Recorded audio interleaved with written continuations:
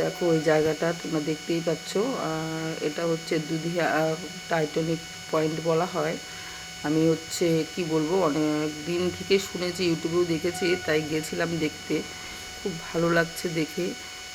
খুব সুন্দর জায়গাটা, খুব নিরিবিলি, পরিষ্কার পরিচ্ছন্ন, খুব ভালো বসার জায়গা, কিছুক্ষণ সময় কাটানোর জায়গা। তো আমি তো কখনো ইউটিউবে বা কোনো কিছুতে ভিডিও করে এভাবে ভয়েস রেকর্ড করিনি। আর আমার ভয়েসটা যে খুব ভালো তাও না, তবু তোমাদেরকে দেখানোর জন্য, জানানোর জন্য ওই জিনিসটা করা। এই যে ঘরটা দেখতে পাচ্ছ, এই ঘরগুলোর মধ্যে বসে কিছুটা সময় কাটানো, বন্ধুদের সঙ্গে সময় কাটানো।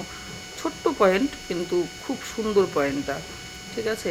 তো আমরা যখন গেছিলাম ওখানে কেউ ছিল না, কোনো লোক ছিল না, জিজ্ঞেস করতে পারিনি। তার পাশে দেখো এই যে গাছগুলো দেখতে পাচ্ছ, খুব সুন্দর পরিবেশ, ফুলে ভরা, পাহাড়ের উপরে বেশ সুন্দর, অনেকটা উপরে উঠতে হয়।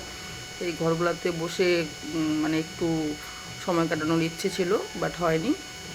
নেক্সটে দেখা যাবে। টাইম খুব কম ছিল বলে খুব তাড়াতাড়ি অল্প একটু ভিডিও করে বেরিয়ে এসেছিলাম।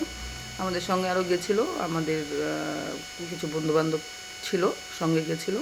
এই যে এই জায়গাগুলো দেখতে পাচ্ছ, এই জায়গাগুলো খুব সুন্দর। পাশে মানে এতটা দূরের থেকে ভিডিওটা করেছিলাম, মানে কি বলবো।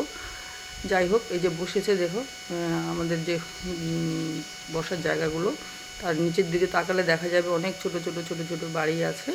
ওই নিচের দিকে তাকালে বোঝা যাবে, তার উপরে পাহাড়, বেশ মনোরম জায়গা। তোমরা যদি মনে করো কেউ যাবে ঘুরতে, যেতেই পারো। খুব সুন্দর, ভালো লাগবে গেলে হয়তো। আমার তো খুব ভালো লেগেছে।